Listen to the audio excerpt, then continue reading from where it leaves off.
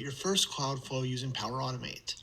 Cloud flows are the instant, automated, and scheduled flows you create using triggers, actions, and connectors. This gives you flexibility on the type of automations that you build. To start, we will look at how to explore the hundreds of available templates, then we will choose a template, and finally complete the template to build your first flow. Then, we'll build your second flow by starting with a blank flow and walking through adding a trigger and an action.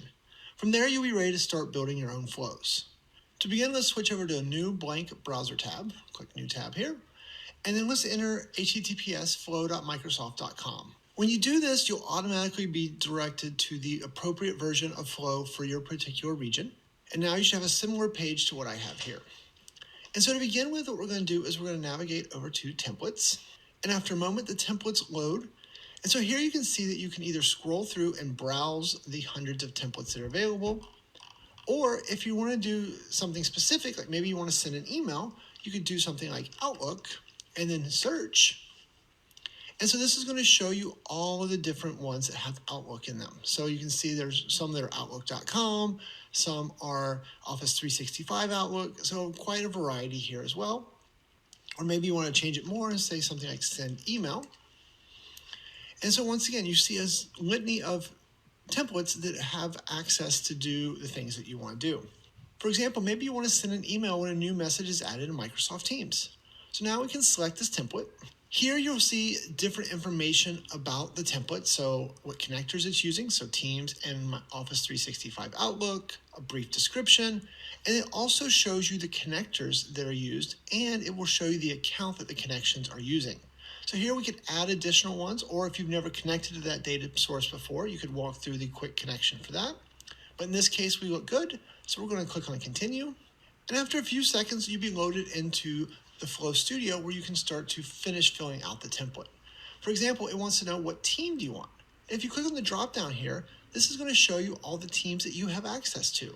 So, I want to use my sales and marketing team. And then once you've chosen a team, you can choose the channel. And so once again, you have the drop down here, and we'll say we want to do monthly reports. And then now it says, well, who do you want to send the email to?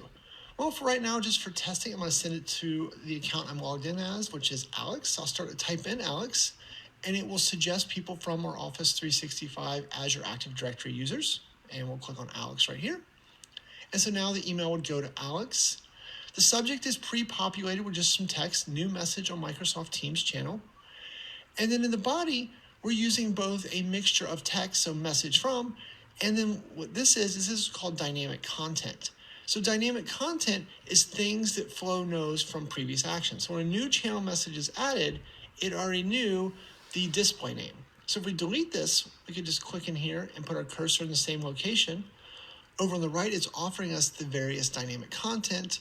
And so here we can see things like, there's the user's ID, the message importance, the locale of the message, the subject, the summary. We have all of these different things, but I think what we're looking for here is message from user display name because the text said message from.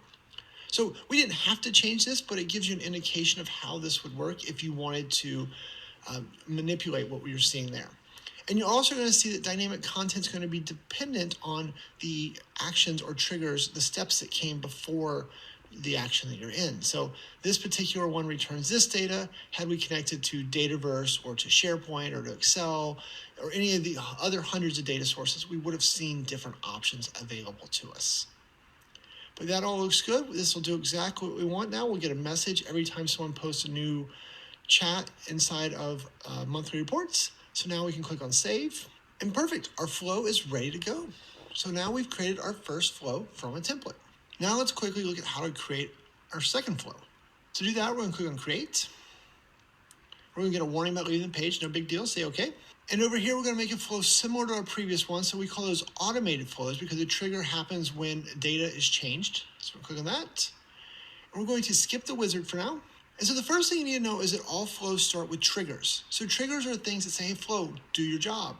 And so, for example, in the previous one, we used a Microsoft Teams trigger. Here we're going to use a SharePoint trigger, and we're going to say whenever an item is created.